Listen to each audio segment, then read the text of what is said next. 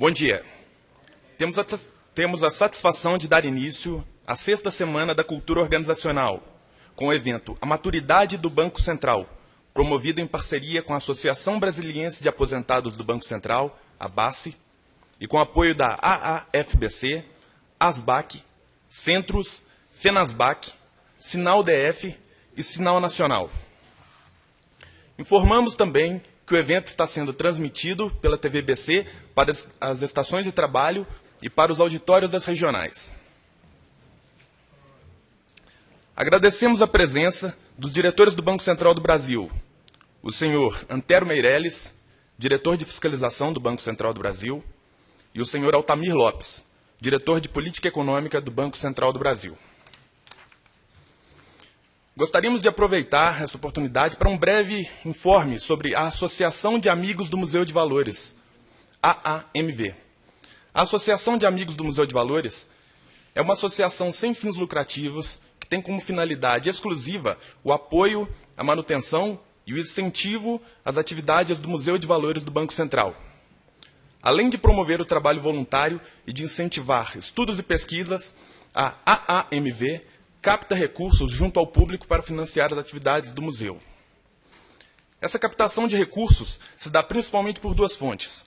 Uma delas é a venda de produtos como moedas comemorativas, cédulas, canecas, camisetas e outros souvenirs na loja localizada dentro do museu.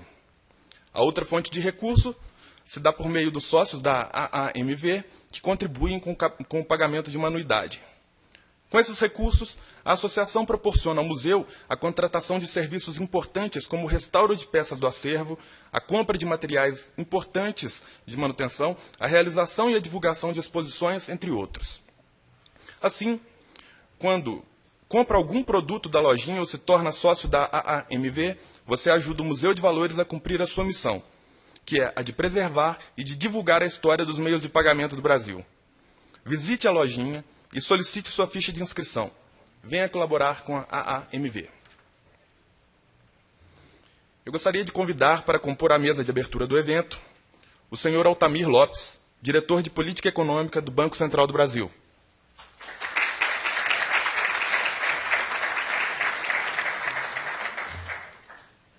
O senhor Cairo Túlio César de Souza Cordeiro, presidente da Associação Brasiliense dos Aposentados do Banco Central, ABACE.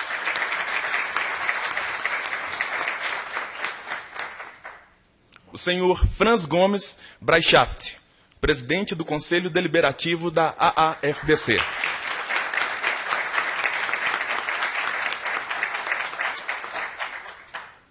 E o senhor Hélio César Brasileiro, diretor-presidente da Centros.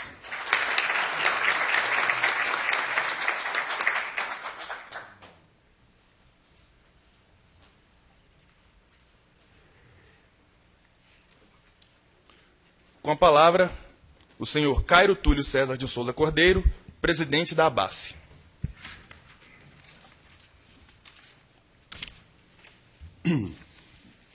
Bom dia a todos e a todas. Ilustríssimo senhor Dr. Altamir Lopes, digníssimo diretor de política econômica do Banco Central. Ilustríssimo senhor Dr. Hélio Brasileiro, diretor-presidente da Centros. Ilustríssimo senhor Dr. Franz Gomes Breitschaft, presidente do Conselho de Administração da FBC. É um nome difícil, alemão, né?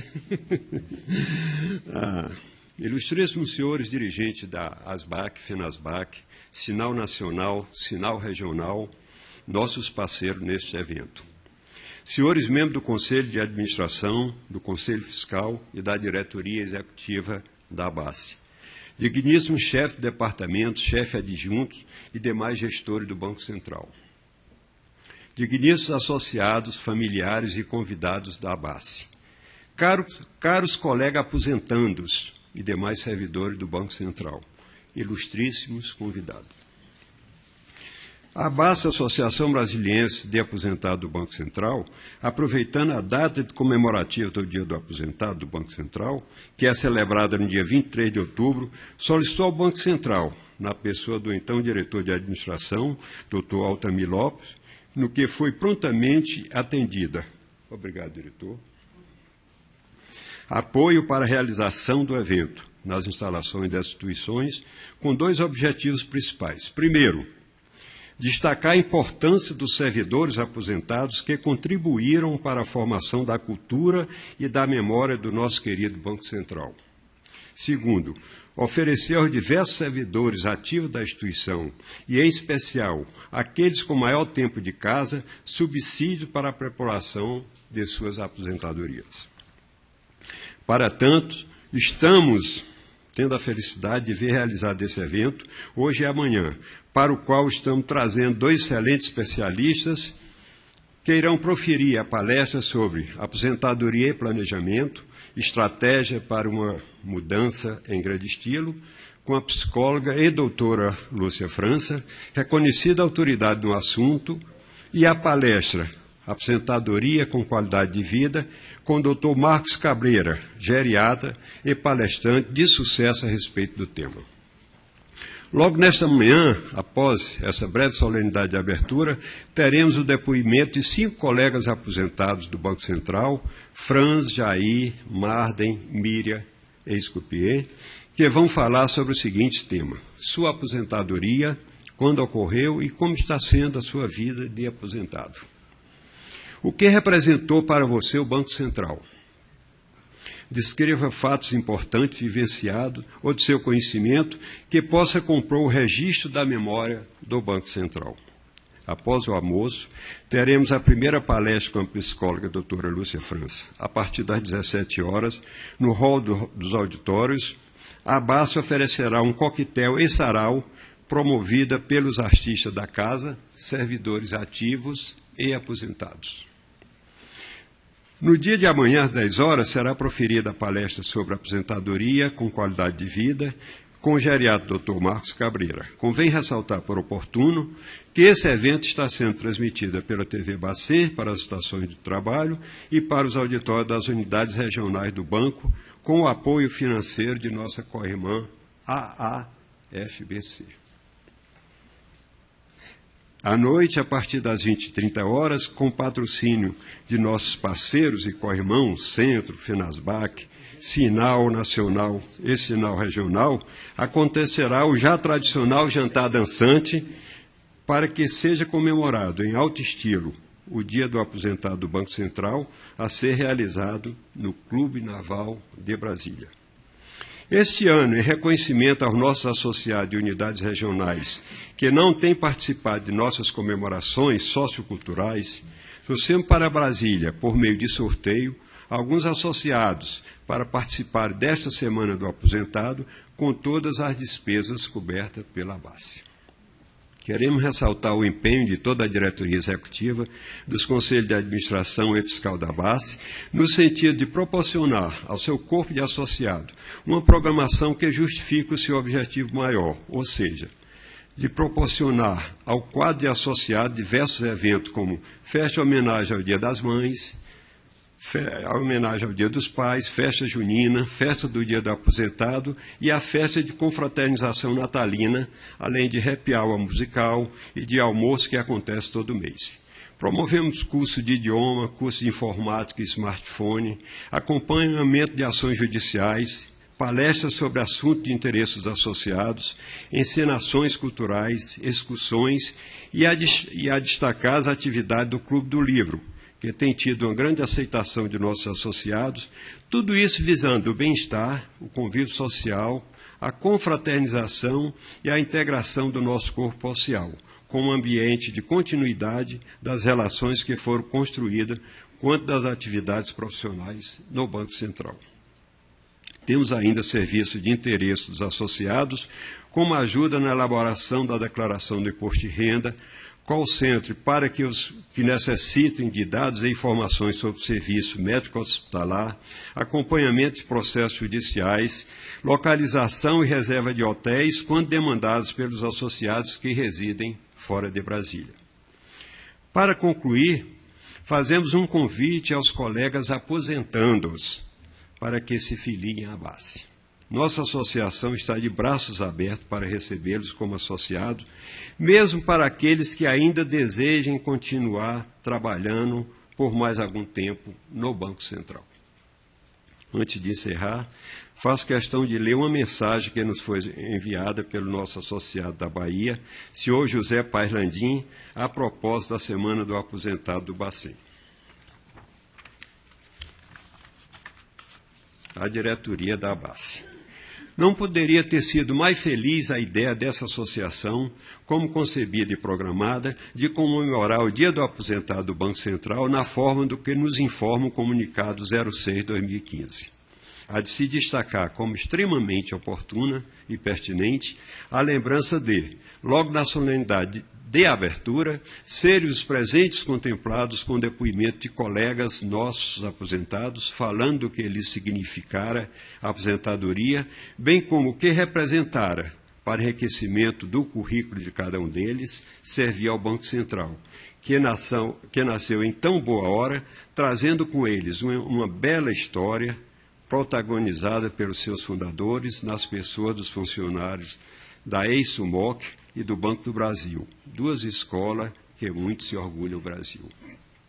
Voltando particularmente à aposentadoria, desmistificando conceitos equivocados, dentre os quais já dei o que tinha de dar, nela temos uma nova página de nossa vida mais rica do que poderíamos antes imaginar, pelo quanto expressiva é a realização de quantos sonhos represados, sem que pudessem aflorar por conta de nossas atividades plenas enquanto nativa, mas que, aflorados e realizados nesse segundo momento, vemos o quanto a vida nos tornar até mais prazerosa do que antes, sem nos descuidarmos do devido cuidado de preservar e consolidar as grandes amizades que guardamos com muito carinho, feitas com excelentes colegas de trabalho. A ênfase que procurei dar à aposentadoria vale não apenas como homenagem ao Dia do Aposentado do Banco Central, dentre os quais, com muito orgulho, me incluo, mas também como uma palavra de estímulo àqueles que pensem em se aposentar, reconhecendo, porém, que muitos desses candidatos estão psicologicamente preparados para essa nova quadra de sua vida. Aos nossos parabéns se agregam votos sinceros de pleno sucesso das comemorações programadas para os dias 22 e 23 do 10. Muito obrigado a todos.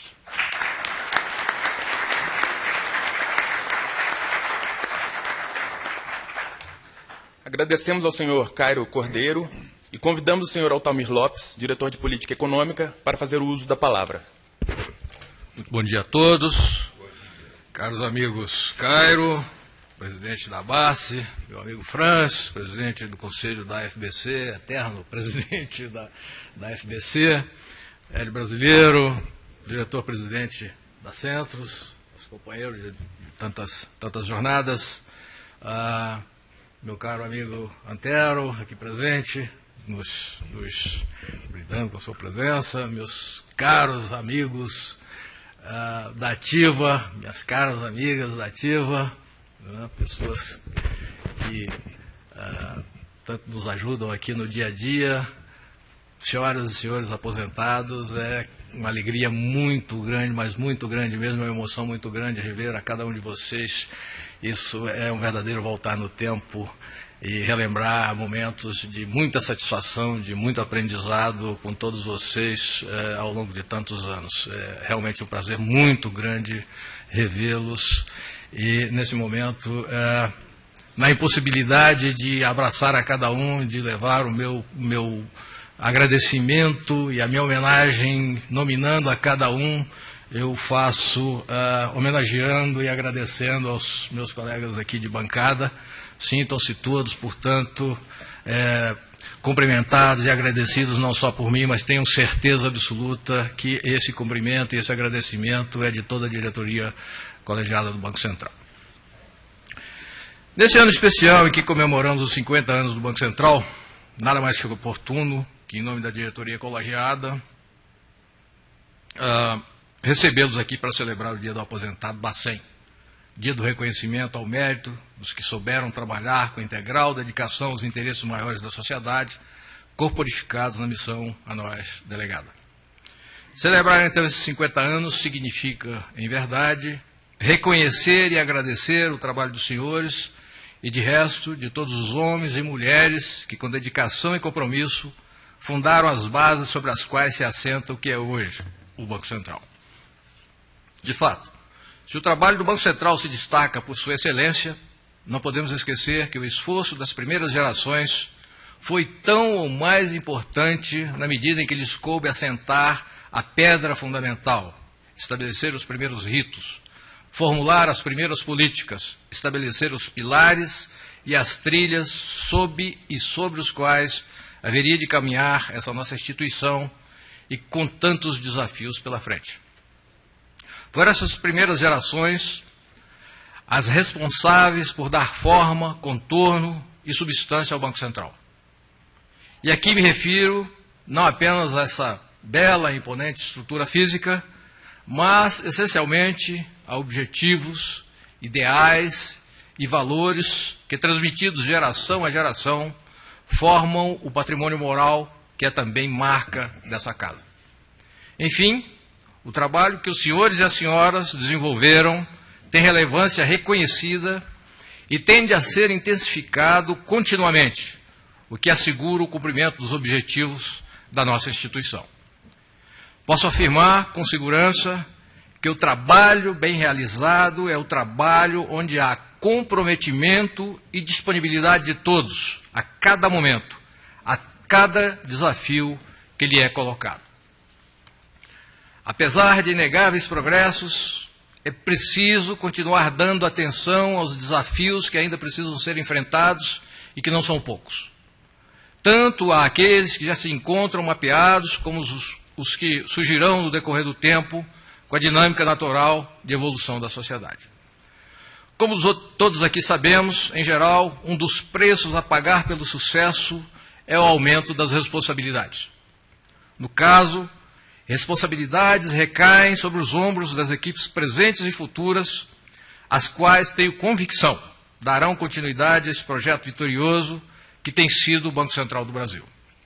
Expresso ainda a certeza de que o exemplo de vocês, hoje homenageados, transcende os limites temporais de carreiras exemplares. Permanecem como fonte de inspiração, de valioso paradigma para os novos colegas em cujas mãos está a continuidade de nossa missão.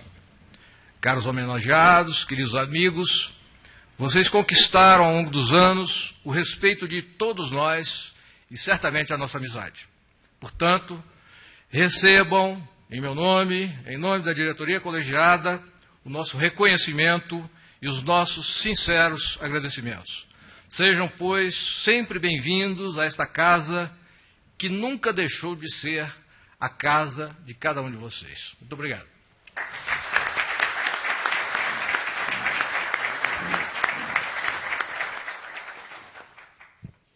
Agradecemos aos componentes da mesa de abertura e os convidamos a retornarem aos seus lugares no auditório, com exceção do senhor Franz Gomes Brechaft.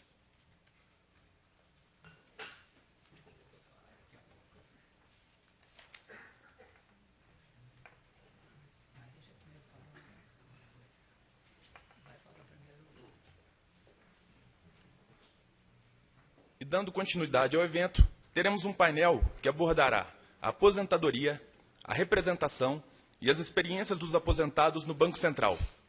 Para o painel, convidamos, além do senhor Franz Gomes Brechaft, que já se encontra à mesa, o senhor Jair Desout.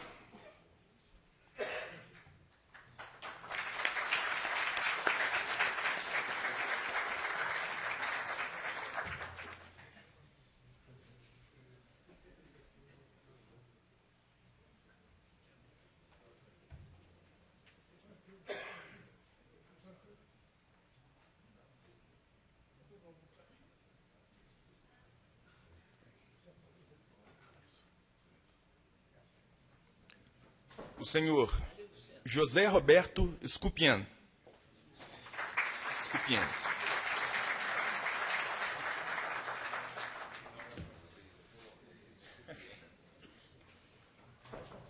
O senhor Marden Marques Soares.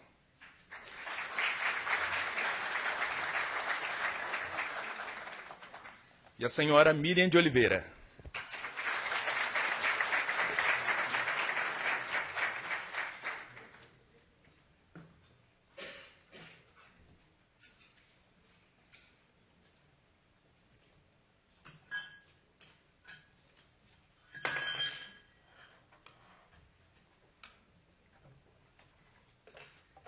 Com a palavra, o senhor Franz Gomes Breitschaft.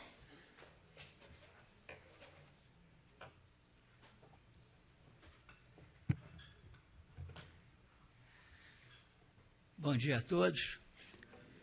Prazer estar com vocês. Eu esperava ser o segundo a falar depois do Jair Desolte. Alteraram e eu estou meio fora do ar. O problema é que a satisfação de ter pertencido ao Banco Central é muito grande. Eu sou um daqueles que vieram por intermédio do Banco do Brasil. Antes de Banco Central, eu tive também a sorte de passar pelo Banco do Brasil. E desde que eu entrei, desde o primeiro dia, eu fui localizado na carteira de câmbio da direção-geral do banco e que fazia exatamente o papel do Banco Central. Então, desde o primeiro dia que eu entrei, em 1953, eu tratava de assuntos de Banco Central. Era o controle de todas as contas de moeda estrangeira de todo o país que chegavam por telegrama, na seção de telegrama do Banco do Brasil, e nós íamos lá de manhã, chegávamos às 7 horas da manhã, pegávamos aqueles papéis e fazíamos a posição de câmbio diária. Era uma coisa muito precária, mas funcionava.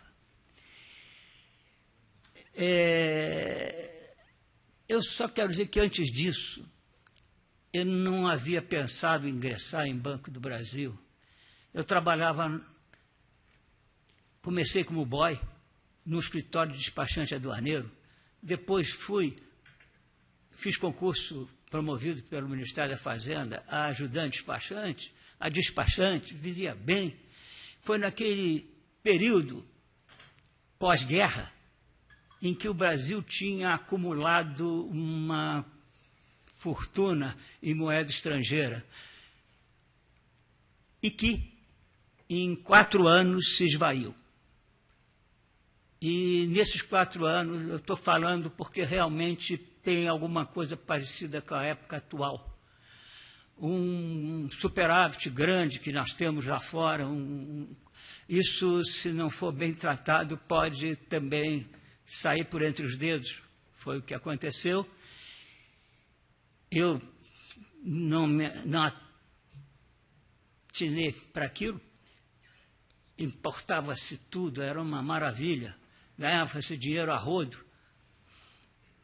Casei e 2 meses depois tive uma crise de apendicite que quase me matou. Voltei a trabalhar e a alfândega estava em crise, eu fui despedido.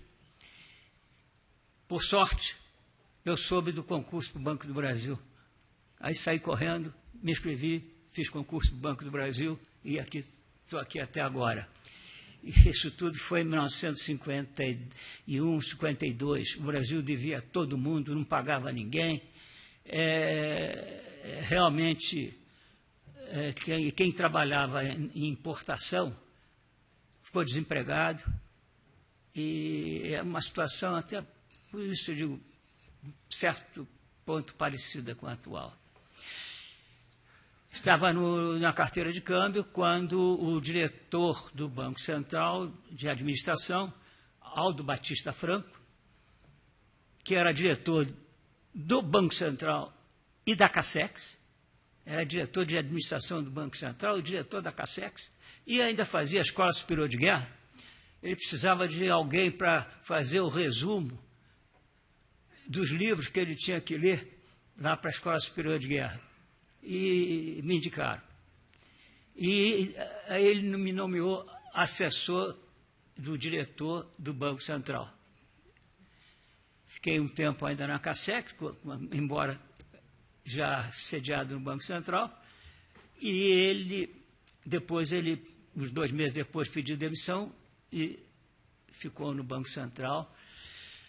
E nessa altura, o Banco Central resolveu nomear ou melhor, comissionar 11 advogados. E eu fui um desses comissionados. Tive a sorte de ser indicado. O departamento jurídico do Banco Central, quando se formou, era uma casa complicada, porque vieram os advogados antigos da SUMOC, os advogados antigos da Caixa, da CARED, Carteira de Redescontos, da CAMOB, de mobilização, cada um com o seu líder, e os 11 novatos ali. Nós não éramos ninguém. E uma briga muito grande de egos, de coisas. Assim, houve um fato que é importante relatar, que foi um juiz da 9ª Vara Cível do Rio de Janeiro decretou a prisão do presidente do Banco Central, o Dani Nogueira. O presidente teve que se esgueirar, e aquela celeuma, houve uma reunião no jurídico, e depois de cada um dar a sua opinião, o doutor José Jacaúna de Souza, que era o chefe do departamento jurídico, perguntou a minha opinião. Ele disse, olha, o problema é o seguinte, o Banco Central é muito novo, ninguém sabe o que é o Banco Central, esse juiz não sabe. Não sabe as dificuldades, porque era o seguinte, por que ele decretou? Porque um banco que estava em falência há muito tempo, acabar liquidado todos os seus débitos, fez uma assembleia e o juiz restituiu o banco para funcionar e pediu a carta patente, naquela época era uma carta patente, ao Banco Central. O Banco Central não pôde dar uma pessoa falida, sem capital, desmoralizada, e o juiz não quis saber e mandou prender. O chefe do jurídico mandou fazer uma petição, fui ao juiz e expliquei tudo isso a ele, e ele pediu reconsideração, ele reconsiderou e acabou a tragédia nossa. Mas veja por que hoje o nosso presidente tem que ter status de ministro. Porque realmente a situação era muito tênue. Bom, continuei no jurídico, outras coisas vieram. Outra coisa que eu gostaria de falar sobre a época é que antes da criação do Banco Central, antes da criação da Lei de Mercado de Capitais, alguns escritórios começaram a trabalhar com notas promissórias. Faziam notas promissórias da empresa e vendiam as notas promissórias, outros faziam letras de câmbio. Houve um caso rumoroso da Mannesmann, em que houve um problema muito sério de falta de pagamento, um calote grande. Quando iniciou-se as financeiras, as instituições financeiras, as distribuidoras, o Banco Central abriu para quem quisesse. Só esses donos desses escritórios é que se habilitaram. Anos depois, só um deles não quebrou. E deu um trabalho ao Banco Central tremendo nas liquidações e tudo mais. Esse um é o Júlio Rafael Bozano, da Bozano Simons, era o único que era banqueiro mesmo, e só depois, então, os bancos foram se interessando pelas distribuidoras, pelas financeiras, e aí a coisa se consolidou. Me aposentei em 1978. Eu tenho 86 anos, comecei a trabalhar com 16 anos de idade, estou fazendo 70 anos de trabalho, e 37 de aposentado. O que me manteve lúcido, eu acho que foi ter trabalhado, eu sou um dos fundadores da Associação dos Antigos Funcionários do Banco Central. Afastei um pouco, era muito novo, fiquei trabalhando na advocacia para ganhar algum dinheiro, mas desde 1988, quando o governo mandou para a Câmara o projeto de lei complementares 8, 9 e 10, que redundaram na 108, na 109,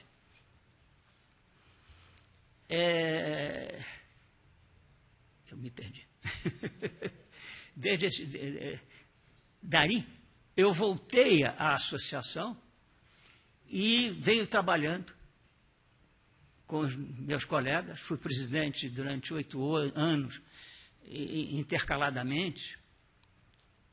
E, com isso, eu passei a conhecer mais de 1000 colegas que eu não conhecia. Foi uma abertura.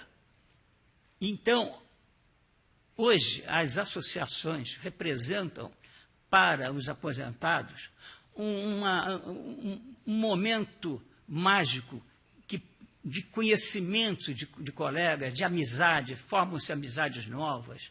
E é muito importante. Isso é que nos dá alimento espiritual.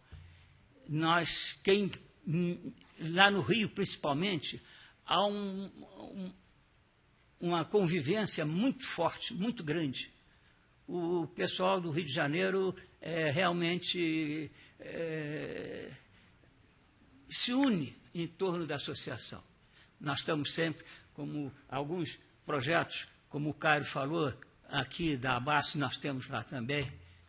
E o importante é isso, é você se relacionar, você se dar com os seus colegas antigos e mais, conhecer muita gente muito mais nova. Além disso, eu fui depois indicado pelos colegas para assentos como conselheiro deliberativo. Fui eleito pelos participantes, pelos assistidos, durante 4 anos, depois reeleito mais 4, terminou meu mandato dia 15 deste mês. Há 8 dias atrás, eu fui defenestrado definitivamente.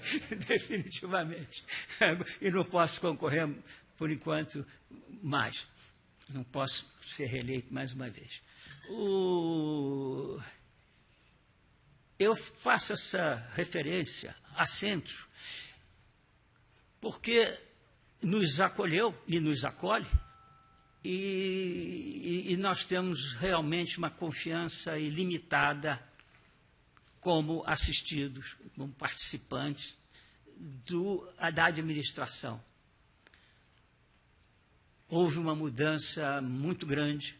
Há 10 anos atrás, a Centros não era bem vista por nós.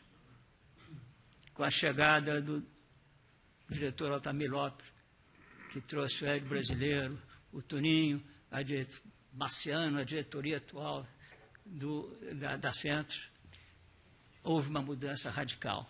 E nós temos uma tranquilidade muito grande. Eu estou falando também isso porque é muito importante para os mais novos colegas ingressarem na Centros, no plano de contribuição definida. A Centros tem uma administração espetacular. A rentabilidade é elevadíssima. Tanto é que nós temos sempre superávit, quando, nesse momento, quase todas as outras fundações estão com prejuízo, a Centros está com superávit. Então, é um aconselhamento que eu posso dar os colegas mais novos. Muito obrigado.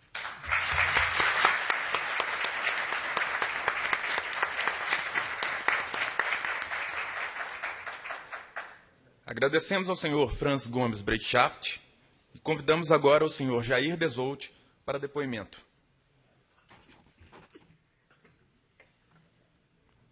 Muito obrigado. Bom dia a todos e a todas.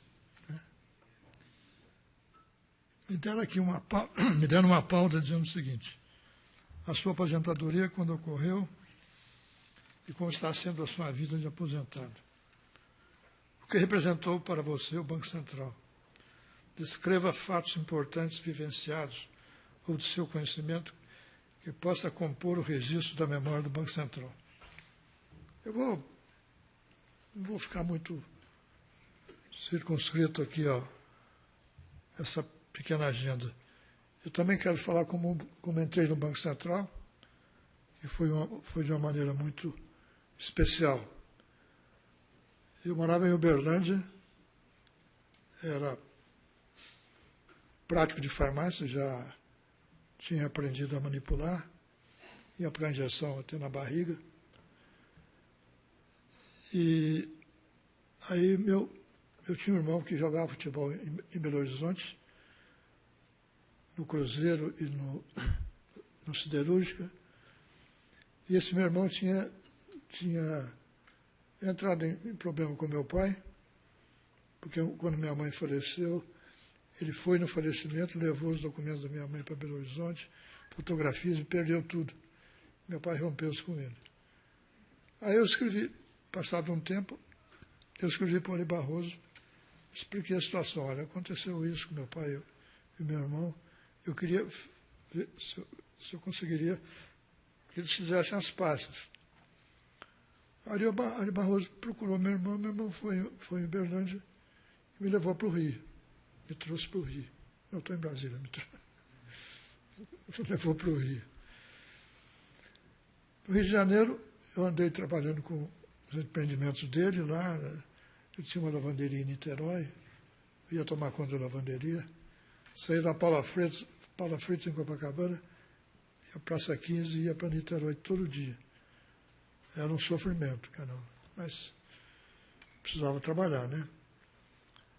Aí depois, e meu irmão tinha jogado no Botafogo também no Rio de Janeiro. Passados uns tempos, ele abriu um bar em Ipanema e eu fui tomar conta do bar. E esses amigos dele, que eram botafoguenses, todos frequentavam o bar, etc. e tal, e estava no Banco do Brasil. Quando o Bulhões criou a Superintendência da Moeda do Crédito, no meu entender, ele precisava botar gente na Superintendência rapidamente, porque havia uma resistência muito grande do Banco do Brasil em querer um Banco Central. E aí como esses amigos do meu irmão, todos botafoguenses, foram levados do Banco do Brasil para o Banco Central, eles falaram para o irmão, olha, você quer levar seu irmão também para o Banco Central? Meu irmão falou, eu não quero mexer com o banco, acho horrível o banco, eu quero trabalhar em farmácia. Aí o meu irmão, não, rapaz, vai, não sei o quê. Acabei indo, né? Eu tinha medo que eu ia ser bancário no sentido de pagar cheque, aquela coisa, contar dinheiro. Mas, felizmente, não era nada daquilo. Entrei na Sumoc, com gente maravilhosa, colegas que me ensinaram tudo que eu sei, né? Tinha um colega nosso, eu posso estender um pouquinho nesse aspecto, não posso? Posso? Eu o presidente da mesa. Tá bom. Tinha um colega nosso que se chamava Everton Florenzano, não sei se alguém se lembra dele, lembra? Aí eu falei, Everton, eu sempre gostei de escrever, mas, poxa, naquela época eu tinha 20 anos, 21 anos. Eu fazia súmulas dos jogos de futebol que eu participava. Aí eu falei, Everton, você podia me ajudar a aprender a escrever. Eu vou fazer cartas, composições, descrições, memorandos. Você corrige para mim? Eu fiz isso uns 3 meses. E tinha um outro colega também, Olivais, pessoas aqui também não conheço. Fiz com ele também. Passado aí uns 4 meses, já isso não precisa mais, você já está bom. E eu percebi uma coisa muito interessante no banco. Havia colegas que sabiam muito mais de estatística, de matemática do que eu, né? Eu sempre fui muito ruim nisso. Mas eu passei a escrever muito melhor que eles. E os caras pararam. Eu fui subindo. Aí me deram para trabalhar com café. Especialista em café. Café, não sei se vocês sabem, exportava uma saca de café por $100, $50 o governo tomava para comprar o excedente, para garantir o preço. Quer dizer, todo o excedente era comprado. Não foi feito como Getúlio Vargas, que queimou o café excedente. O banco comprava com essa cota de contribuição. Então, eu era especialista em café, viajei para Londres várias vezes, né, na Organização Internacional do Café. Eu, menino de tudo, ia para Londres, só sabia andar numa rua. O táxi era caro, eu ia a pé mesmo para a organização. Mas para mim foi muito bom. Ia com ministros, né, assessorando ministros. O ministro não falava nada. Eu também não falava nada. Né? Mas foi uma época muito boa. Depois, no banco, fui no DPEC, passei a trabalhar na área internacional, passei a frequentar as reuniões do Fundo Monetário Internacional, Banco Mundial, BID, etc. E depois dessa fase, eu ganhei um departamento, né? Departamento de Organismos Internacionais. E consolidei, vamos dizer, minha carreira como na área externa. Tenho do banco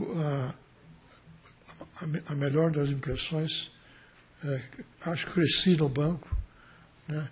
Considero o banco minha segunda casa. Né? Saía do banco, nunca saí do banco às 6h30, saía do banco às 7h, 8h30. Andava daqui até 314.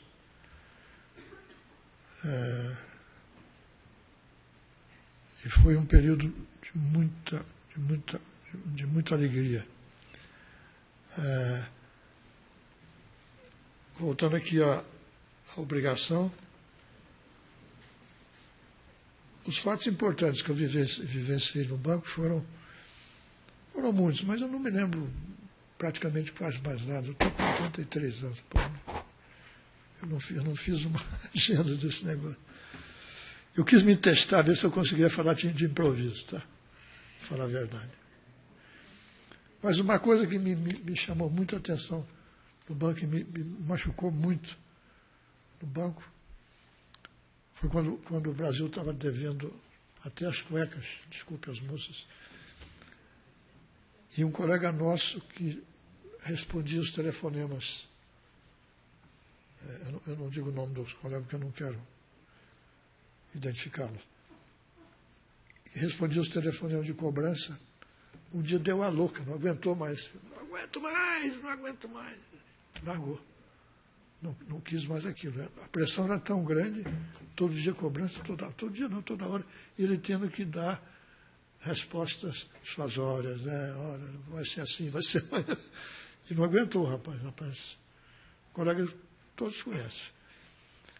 Então, a passagem pelo banco foi essa. Mais tarde, o Itamaraty pediu ao banco para me liberar para servir no organismo internacional, Sistema Econômico Latino-Americano, CELA, na Venezuela, onde eu morei 5 anos. Maravilha de estado em Caracas, restaurantes lindíssimos, comida maravilhosa, teatros sensacionais e as mulheres muito lindas. Entendeu? Tinha coisas gozadíssimas. A gente tinha reuniões no 5º andar do prédio e chegávamos uns bucarates, desculpe, não é como para assistir às reuniões. As reuniões ficavam marcadas, por exemplo, de 10 horas da manhã. A gente já subia lá para o 5º andar, esperando 3 ou 4 delegados daqueles países ali, do Caribe, etc., América Central. Aí eu chegava sempre atrasado, eu chegava, vivia lá parado. Aí um dia eu perguntei lá, escuta, por que vocês não sobem logo? Sempre estamos esperando. Depois que eu peguei a liberdade com ele, Não, nós todos quedamos acá para ver as muchachas. Que ela realmente eram muito bonitas. Eles tinham o costume, não sei se até hoje. Tem 5 minutos mais? Estou acabando. As venezuelas realmente eram muito bonitas. Eles tinham o costume de preparar as mulheres para concursos internacionais. Né? Então, eu não sei se já tem que parar mesmo, peraí. É isso aí, gente. Tem que...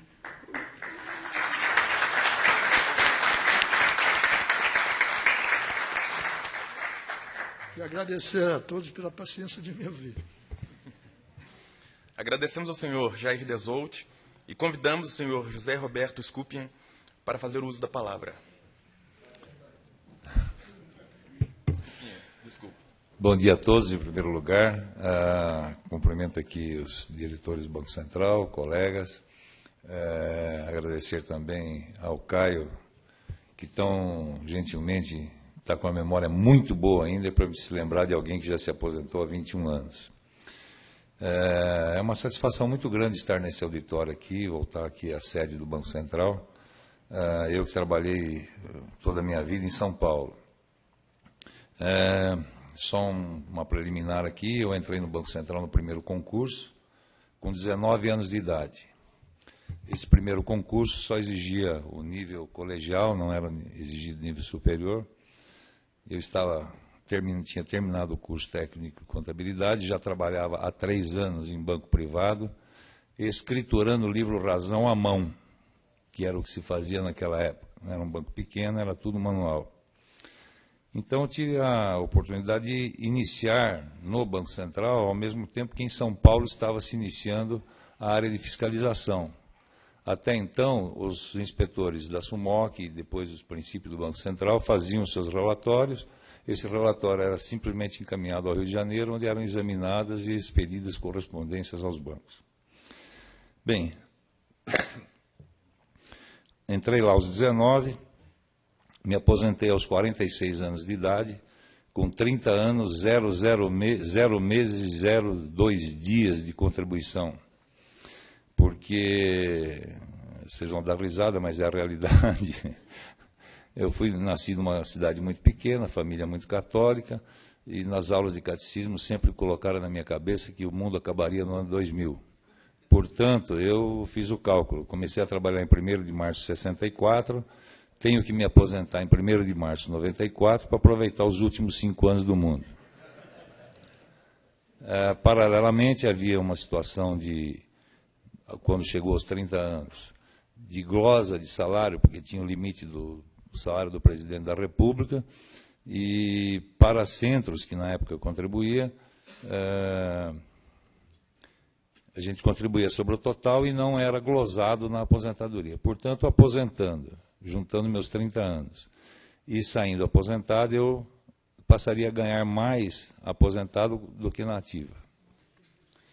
Uma situação um pouco estranha, mas que o mundo gira e hoje parece que a coisa é mais ou menos assim também, né?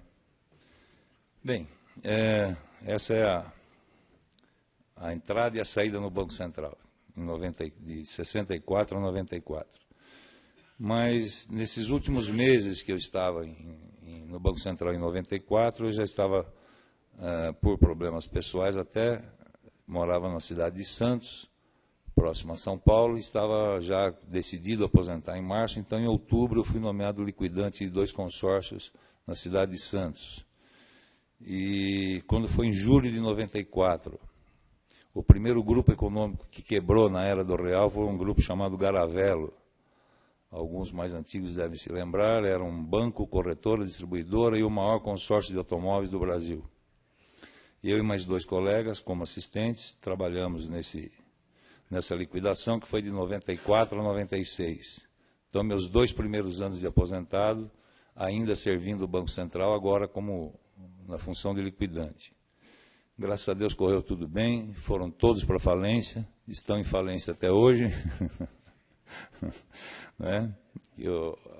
A parte judicial é mais complexa, mais complicada de andar. E nesse tempo em que eu estava como liquidante do Grupo Garavello, funcionava no mesmo prédio o Banco Pan-Americano, que era do Grupo Silvio Santos. Pessoal mais recente aqui deve saber o que aconteceu, que em 2010 teve lá uma série de problemas, de problemas contábeis, fraudes, etc., que culminou com o FGC assumindo, aportando recursos no banco, e assumiu a administração. Nesse tempo já tinha sido vendido também 49% do controle acionário para a Caixa Econômica Federal.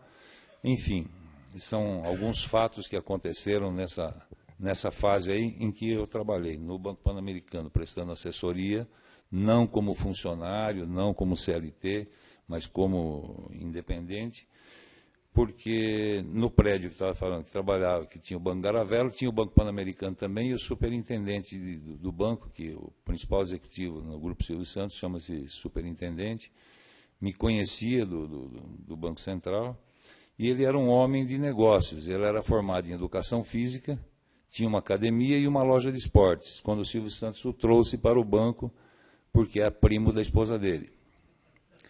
Então, era um homem de negócios, mas que não entendia de regras de sistema financeiro, de regras bancárias, esse negócio todo, e achou que eu podia ajudá-lo assessorando nessa questão de normas e procedimentos de Banco Central.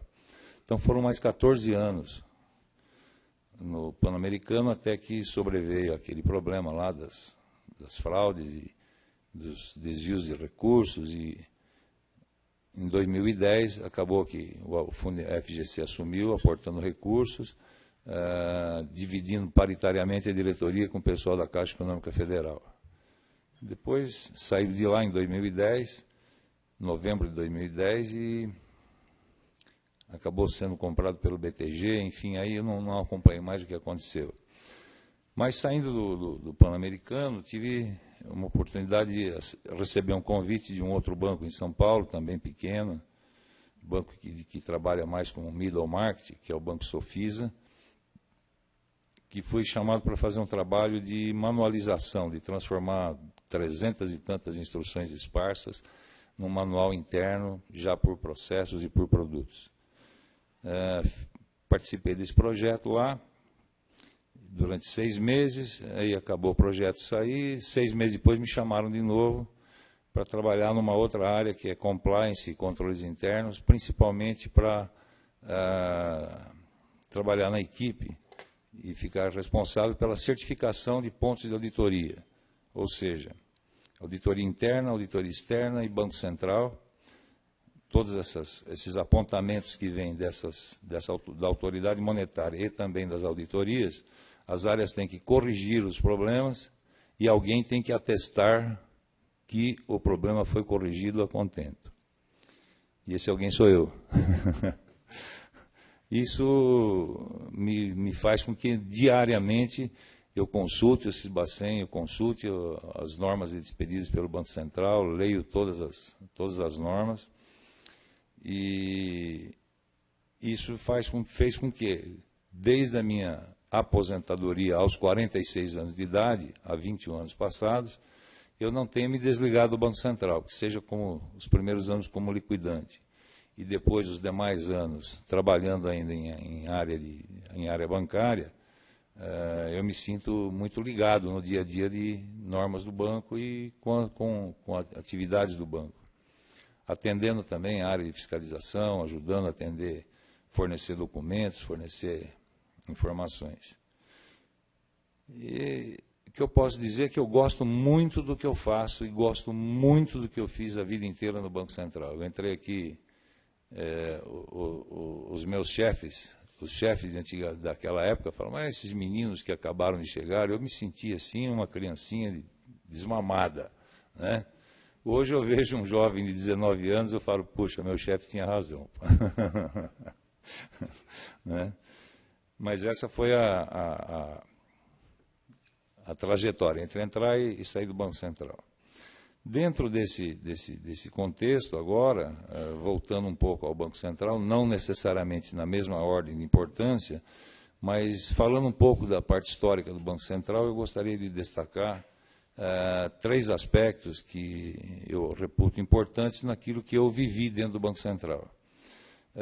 O primeiro aspecto é que, até lá por 1980, um pouco mais para frente de 85 ou quase 90, as normas eram, as áreas do Banco Central eram absolutamente separadas, a de mercado de capitais, a chamada área de mercado de capitais e a área bancária.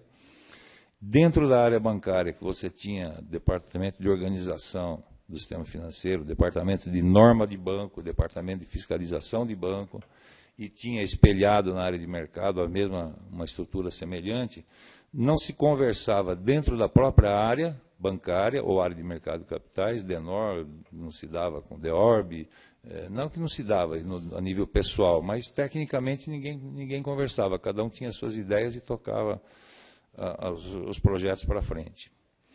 Tanto que, a título de exemplo, eu posso dizer que nós tivemos 2 resoluções, a 560 e a 561, quem tiver curiosidade pode olhar no Sisbacen, de 30/8/79, com textos absolutamente iguais.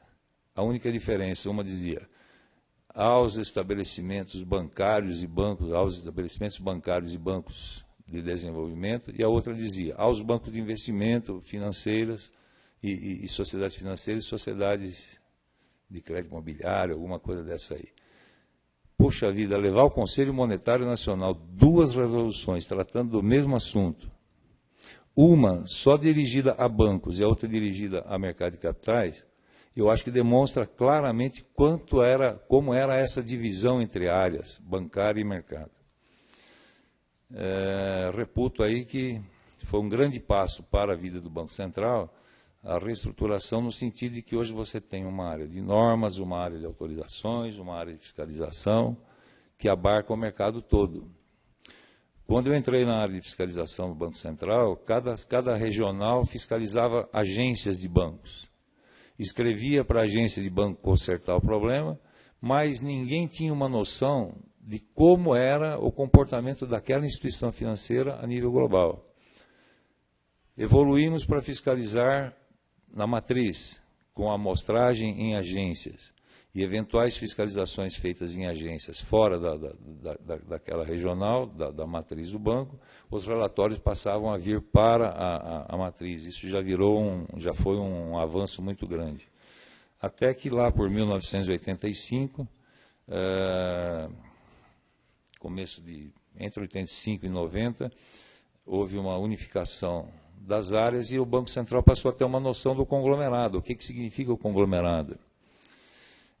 Isso eu acho muito importante, porque um pouco antes dessa unificação, os senhores terem uma ideia, nós tínhamos um grupo em São Paulo que era um banco comercial e uma financeira. O banco comercial tantas fez que acabou sendo vendido por pressão do Banco Central.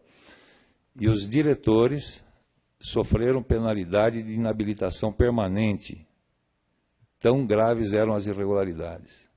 Ao mesmo tempo, a financeira continuou funcionando e não sofreu nada.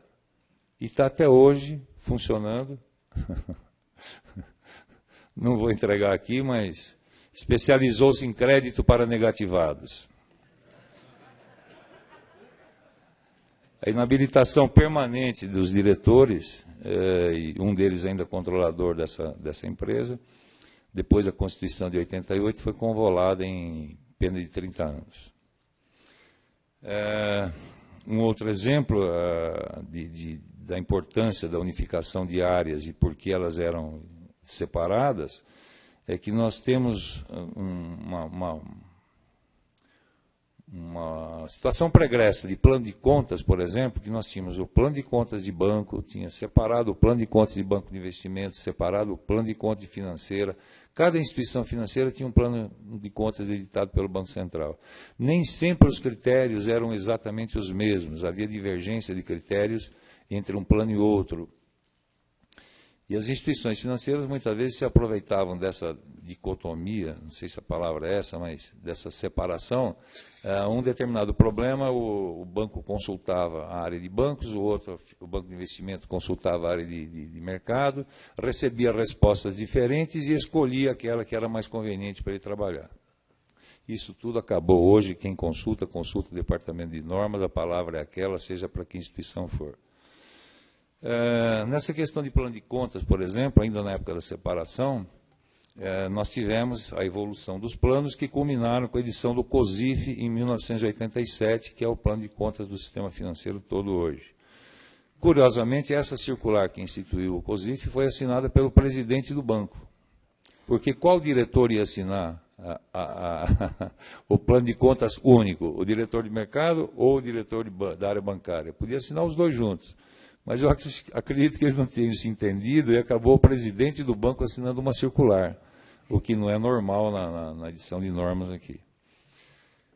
Bem, por isso eu reputo que hoje, como está estruturada o Banco Central em áreas,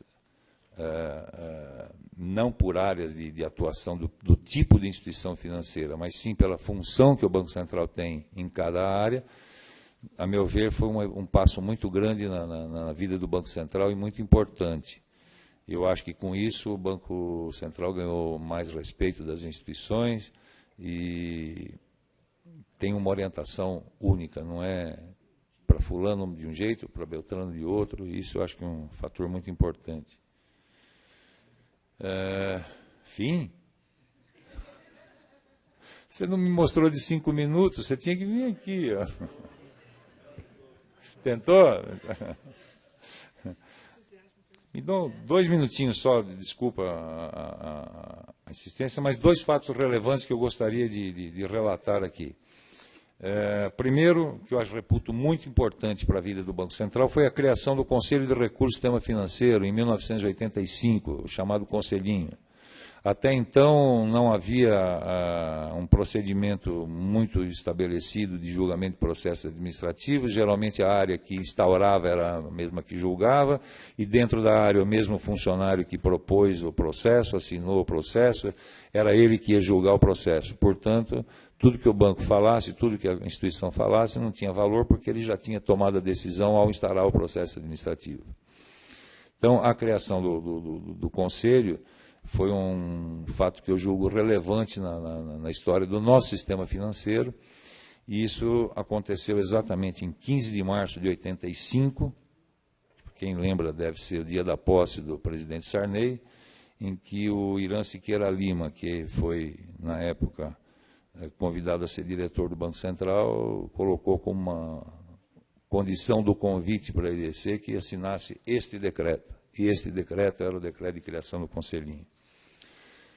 Outro fato muito importante na vida do Banco Central, que deu um grande tumulto, foi na época do Plano Collor, porque nós tínhamos uma enxurrada de edição de normas, a questão de retenção do dinheiro, acho que eram os cruzados, e numa entrevista tumultuada, a ministra da Fazenda de então, professora Zélia, disse que o Banco Central responderia e liberaria caso a caso, conforme as necessidades, só que não tinha regra para essa liberação. E nós formávamos filas homéricas em volta do Banco Central, principalmente em São Paulo, todo mundo querendo seus 50 mil cruzeiros. Eram cruzeiros. Inclusive gente que chegava lá e falava assim, olha, eu vim aqui reclamar porque o banco não quer me entregar os 50 mil cruzeiros. Mas qual banco o senhor tem conta? Não, eu não tenho conta em banco, mas a ministra falou que cada banco ia dar 50 mil, eu quero o meu.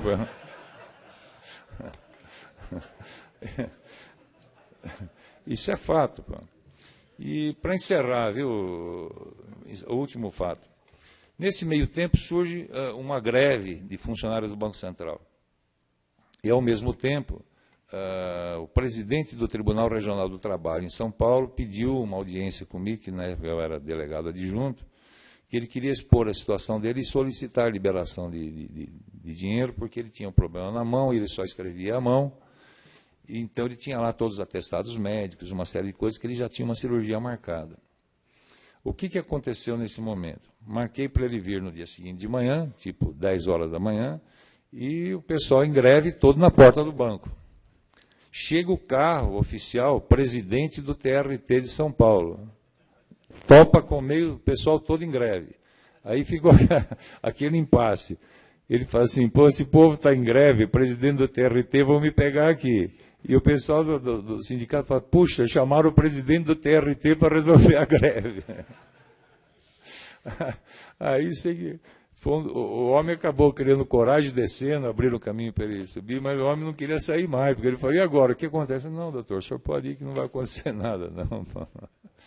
Então, esse é um resumo, procurei ser breve, quando me derem 15 dias eu conto muito mais coisas da vida do Banco Central.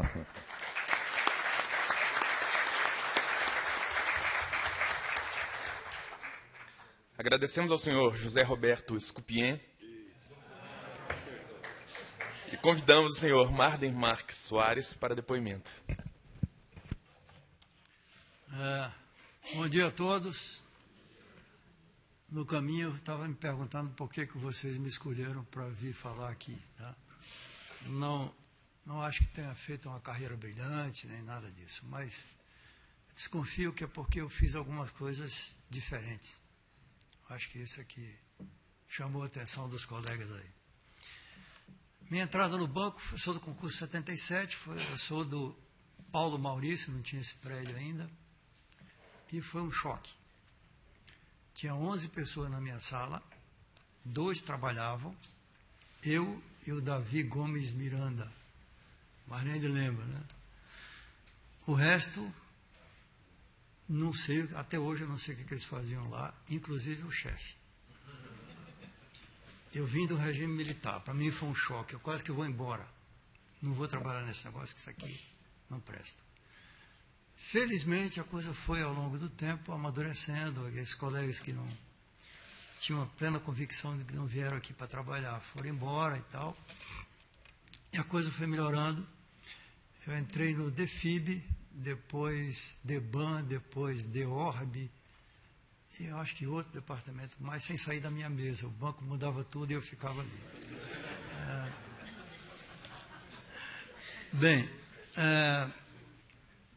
E eu comecei a ficar inquieto com alguma coisa que a gente tinha de muita burocracia para autorizar as coisas. Tinha carta patente, pessoal, e tinha um processo de emissão de carta patente com 1000 carimbos e tudo mais. E aí o banco recebeu um computador chamado Itautec. Vocês lembram? Tinha o Basic Residente.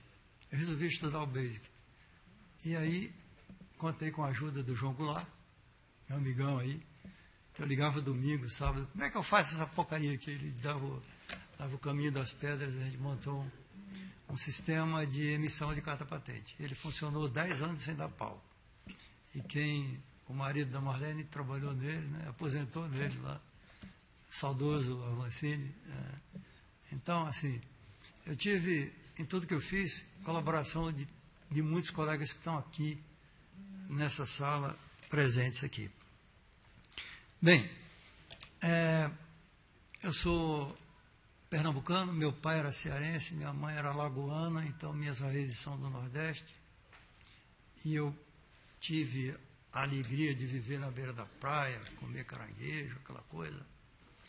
Mas teve o outro lado que eu também conheci, que é o lado da desigualdade, que até hoje é feio ali. É feio no Brasil todo, ali é pior. E aquilo sempre me deu uma inquietação muito grande.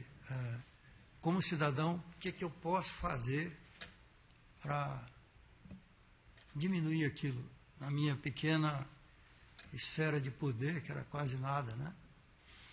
E aí a gente começou a discutir isso aqui no Banco Central, e eu tive a felicidade de contar com muitos amigos que tinham a mesma inquietação também.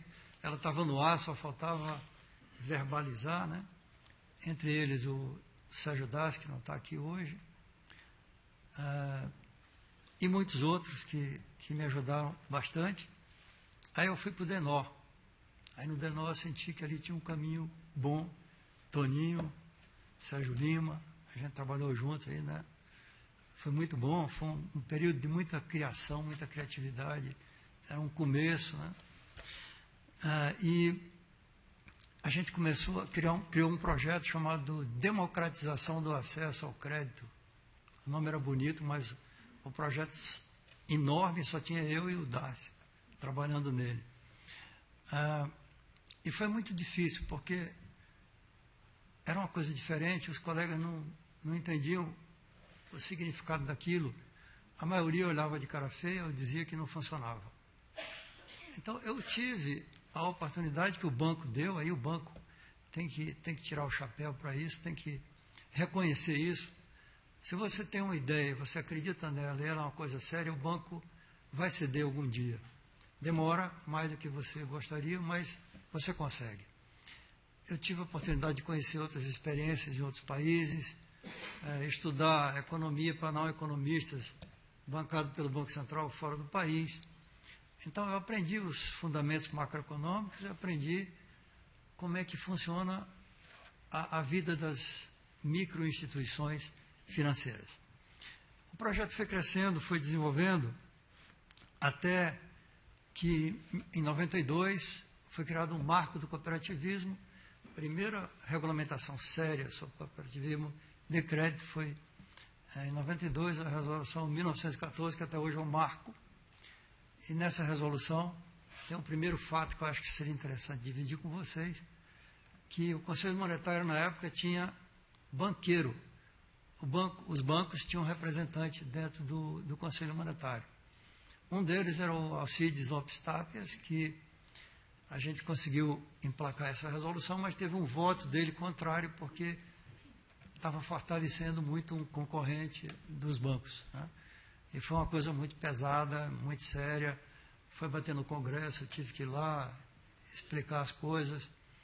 E pediram minha cabeça. Não, quem é esse cara aí?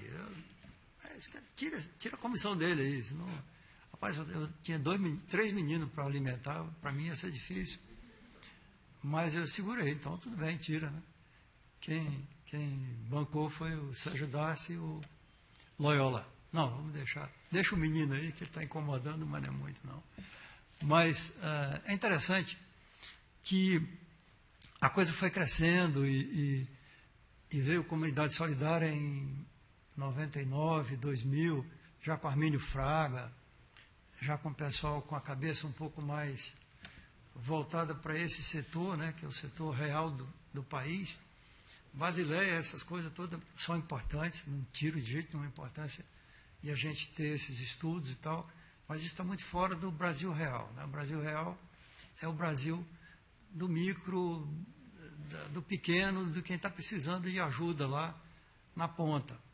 Então, Comunidade Solidária da Ruth Cardoso, uma excelente socióloga, pessoa que eu respeitei sempre pela postura dela, muito ética, muito séria, e conseguiu orquestrar algumas mudanças, lei das OCIPs e outras mudanças importantes que a gente participou ativamente aqui pelo Banco Central. O Banco Central era um agente nesse processo. Quando veio a eleição do Lula, estranhamente, houve um retrocesso incrível. O cooperativismo avançou alguma coisa, mas para o outro setor das microfinanças e tal, houve um retrocesso, para mim até hoje, incompreensível. Mas isso é o que tem de real.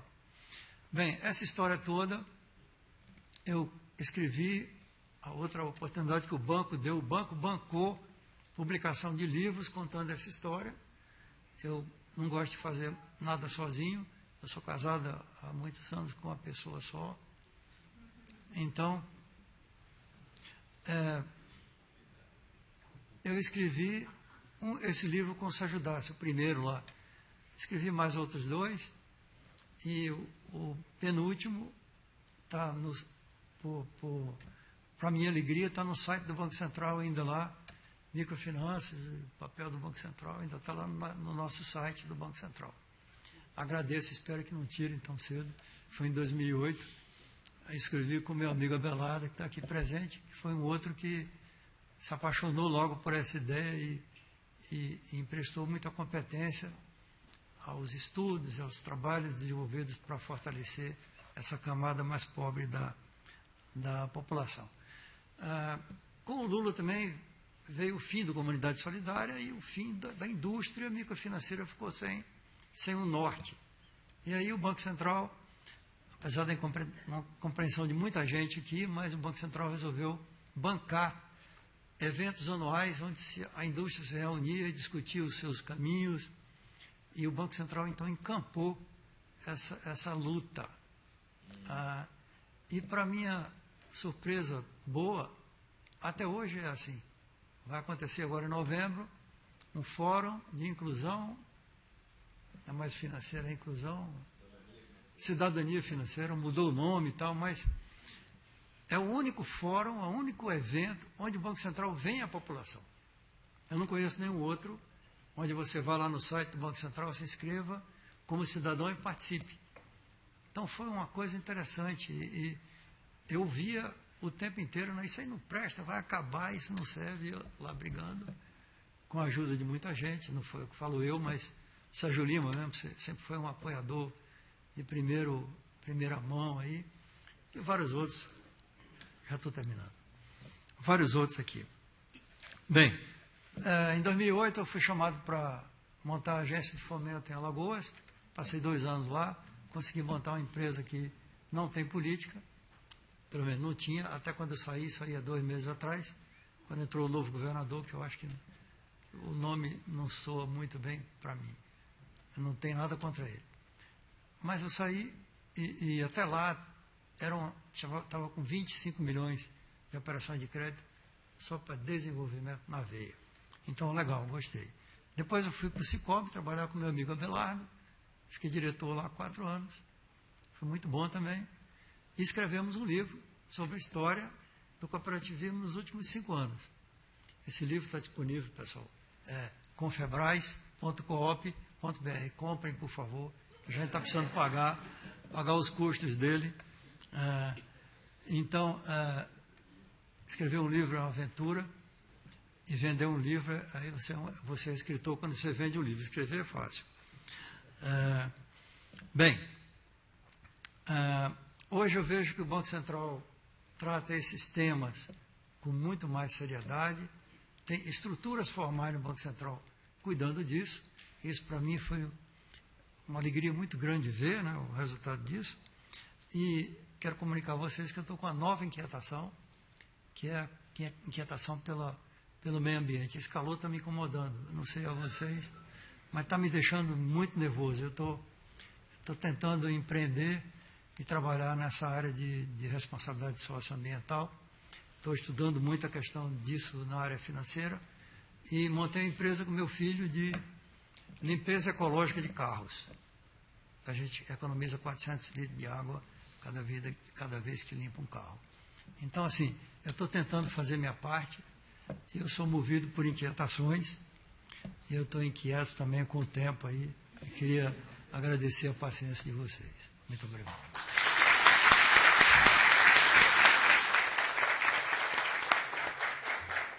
Agradecemos ao senhor Marden Marques Soares e convidamos a senhora Miriam de Oliveira para o uso da palavra. Bom dia a todos. Quero agradecer o convite que eu recebi, fiquei honradíssima de ser convidada pela BASF, pelo banco, para vir falar aqui. A minha chegada no Banco Central foi para mim, muito importante. Eu trabalhava numa corretora e recebi um telefonema, e quando eu atendi, a pessoa disse assim: posso falar com a Miriam? Eu falei: quem quer falar com ela? Porque eu sempre fui assim, enjoada, né? As pessoas que me conhecem sabem disso. Eu falei: é um amigo dela, o Hélio. Eu falei: a Miriam não tem nenhum amigo que chama Hélio, é a Miriam que está falando. Ele falou: não tem, mas se aceitar a nomeação para o Banco Central, poderemos ser grandes amigos. E fomos. Então, foi assim que eu recebi a notícia que estava sendo nomeada para o Banco Central. Então, eu entrei com o pé direito no banco, trabalhei 8 anos em São Paulo, na Reps, a pedido, porque quando a gente tomava posse em São Paulo, a gente ficava uns dias na REPS, que era regional do DEPS, né? E aí éramos entrevistados pelo chefe adjunto, que era o senhor Araquém, para que ele designasse a área. E a gente chegou lá, ele perguntou, talvez retoricamente, para onde que as pessoas queriam ir, e eu disse que queria ir para a REPS. E eu fui a única que foi atendida. O resto, todo mundo foi para um lugar diferente do que tinha pedido. Mas aí, por que isso, né? Sempre essa área do DEPS sempre teve uma certa dificuldade de receber novos funcionários, novos servidores. E eu fui para a REPS, adorei trabalhar lá, vim para o DEPS. E trabalhando no DEPS, e na área de administração, que eu acho que é eu tenho uma análise que acho que a maior parte das pessoas que trabalham na administração não faz, é que a gente tem a oportunidade de observar todas essas mudanças que foram relatadas aqui pelos colegas, a gente enxerga, a gente vê, a gente participa, porque é lá que vai pedir treinamento, ia pedir servidores, pedir recursos, né? O DEMAP também vai pedir espaço, o DEAF ia pedir orçamento, e a gente que trabalha na área de administração perde um pouco dessa noção da nossa importância e do privilégio que a gente tem de olhar para o banco todo e enxergar o banco todo. Então, no DEPS, na REPS e no DEPS, eu vi, aconteceu o CISBACEN, as mudanças da fiscalização, as alterações na área essas alterações na estrutura, que acabou com essa divisão de estrutura, que fazia a mesma coisa, como relatado pelo Scupien. Então, eu tive esse privilégio de, durante 35 anos, trabalhar na área de administração e no DEPS. Pouco tempo eu saí, no final fui para o DEPLA, fiquei pouco tempo, fui para o Projeto Mais, e fiquei sempre com essa excelente impressão de que trabalhar no banco é muito bom. O Banco Central é uma instituição, eu vou ter a pretensão de dizer que é única. Duvido que tenha outra igual a essa. Onde a gente tem oportunidades, como eu tive. Né? Eu vejo, por exemplo, na televisão agora, falando de Cuba, dessa mudança da relação de Cuba com os Estados Unidos e tal. E eu me lembro que, em 98, nós começamos a trabalhar com o Banco de Cuba, o Banco Central de Cuba, para ensinar para eles o que era mercado. Foi o Banco Central do Brasil que foi para lá. Eles tiveram outra experiência com outros bancos centrais e escolheram depois o Banco Central do Brasil. E muitas vezes, muitas pessoas foram para lá, o Marley esteve lá. E a gente foi para lá para ajudá-los, porque eles estavam antevendo mudanças no cenário futuro, e eles precisavam se preparar, e foram preparados por nós, servidores do Banco Central do Brasil. Eu fui numa missão para lá com Itamaraty, e de todos os órgãos do Brasil que estavam lá representados, 2 órgãos foram escolhidos para falar com as autoridades cubanas, nesse evento, que era um evento de uma missão oficial, foi a Embrapa e o Banco Central do Brasil. E eu tive a oportunidade de representar não só o banco, mas o Brasil naquele evento, para falar da importância do projeto que a gente tinha. Eu cheguei no banco, o banco tinha recém criado a carreira de administração, o PGP, que é o embrião da Centros, o PGBS, que hoje é o PASBC. Então, muitas transformações eu pude acompanhar. Né? A criação do serviço social no banco, que não tinha, do psicossocial, as grandes negociações, os PCS. Passamos por momentos muito críticos, como o Plano Collor, que a gente virava à noite fazendo conta para não ter que mandar a gente embora. Infelizmente, houve um corte nos contratados, mas a gente conseguiu salvar os servidores do banco, porque a gente tinha uma encomenda para cortar servidores, então fizemos grandes malabarismos contábeis para provar que havia uma redução. Né? Vocês terem uma ideia, a gente propôs que o Banco Central ia economizar proibindo venda de licença-prêmio e substituição. Para provar que a gente encomendava substituição, a gente pegou todo o estoque de licença-prêmio, considerando que todas as pessoas que tinham licença-prêmio iam sair e iam ser substituídas, e isso ia ser custo. Então, a gente disse que proibindo a substituição não ia mais ter custo. Mas a gente também proibiu a venda de licença-prêmio, então as pessoas tinham que usar em descanso. Então, é um negócio complicado, mas a gente conseguiu fazer. O pessoal queria matar a gente, o pessoal que estava aqui, porque agora eu saio, não posso vender e não posso ser substituído também. Beleza. Mas eu diria assim, o DEPS foi uma grande escola para mim, não só profissionalmente, mas como do ponto de vista pessoal, aprendi muito, aprendi a ter mais paciência, a ter mais disponibilidade para as outras pessoas, coisa que eu não tinha. Eu aprendi isso no banco e na DEPS. Eu tenho muito orgulho de trabalhar no DEPS. O DEPS precisa de muito jogo de cintura, né? Então, assim, para aliviar a minha fala, eu vou contar um caos. Tinha um chefe de divisão no DEPS, que era uma pessoa muito querida, né? E tinha uma pessoa de outro departamento que estava tendo problemas, foi ficar no DEPS um tempo, que a ideia era que essa pessoa fosse transferida para o DEPS, ou para outro departamento. Passados uns 4 meses que essa pessoa estava no DEPS, ela voltou para o departamento dela e o chefe dela ligou. Então, para esse chefe de divisão, ele disse, olha, a pessoa voltou para cá e disse que daqui não sai, que o lugar dela é aqui. Então, o nosso colega falou, olha, deixa ela aí, pede para ela amanhã de manhã passar aqui, porque ela tem que pegar as coisas dela. E assim foi feito. A pessoa chegou lá na sala dele e falou, mas você estava tão bem trabalhando aqui no DEPS, parecia que você gostava tanto daqui, e agora você diz que vai embora para lá? O que aconteceu? Aí a moça respondeu assim para ele, eu conversei com Jesus e ele disse que o meu lugar é lá. Aí o chefe de divisão falou, ele mentiu para mim ou para você, porque eu falei com ele hoje de manhã, ele disse que o seu lugar é aqui. Ela ficou no DEPS até a aposentadoria. Então, a gente precisa ter essa criatividade, né? Seu Fernando está ali, sabe dessas coisas. Que a gente precisa, de vez em quando, criar umas situações, criar umas historinhas para a gente poder contornar problemas que são sérios, né? Porque tem problemas muito sérios que vão bater a porta do chefe do DEPS e dos chefes de divisão do DEPS.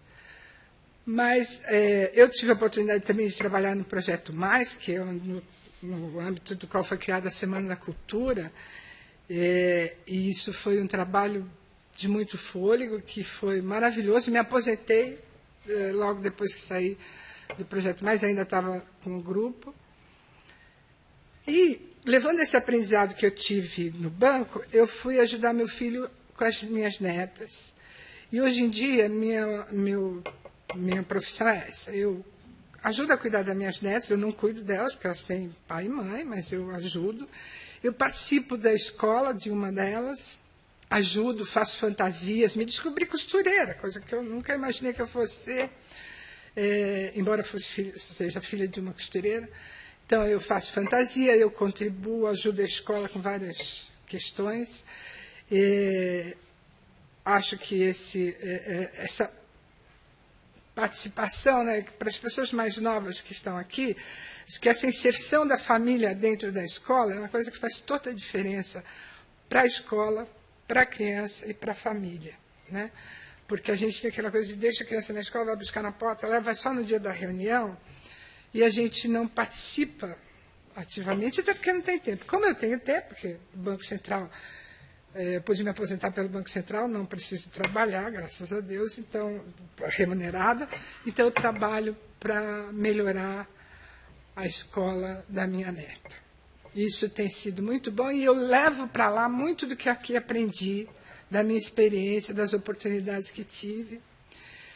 E quero dizer para a turma, que uma parte de nós que estamos aqui são aposentados, mas tem algumas pessoas novas, que trabalhar no banco é uma oportunidade que ninguém pode dizer que não é transformadora. É transformadora trabalhar nesse Banco Central. Além do que o ambiente aqui é tão bom, né, que a gente acaba fazendo amizade, eu tenho muitos amigos, pouquíssimos não são do Banco Central. E dentre esses que não trabalham no Banco Central, muitos eu conheci, alguns eu conheci porque trabalhavam no Banco Central. Então, meu depoimento é esse. Trabalhar no banco, principalmente vocês que são mais novos, é muito bom. E aí eu quero fazer um registro particular. Trabalhar no DEPS é melhor ainda. Tá? Eu acho que as pessoas, no DEPS, no DEPOG, a área de administração, dá uma visão para a gente, dá uma oportunidade para a gente. E tinha um colega que foi chefe do DEPS, o Sobrosa, que ele dizia assim, a gente devia dar oportunidade para todo mundo do banco trabalhar pelo menos 6 meses na área de administração. Sairia dali com uma outra visão de banco e podendo contribuir muito mais com o banco, porque podia ver o banco inteiro. Então, muito obrigado vocês terem me dado a oportunidade de falar isso um pouquinho. Eu não tinha um discurso pronto. E um bom dia para todos.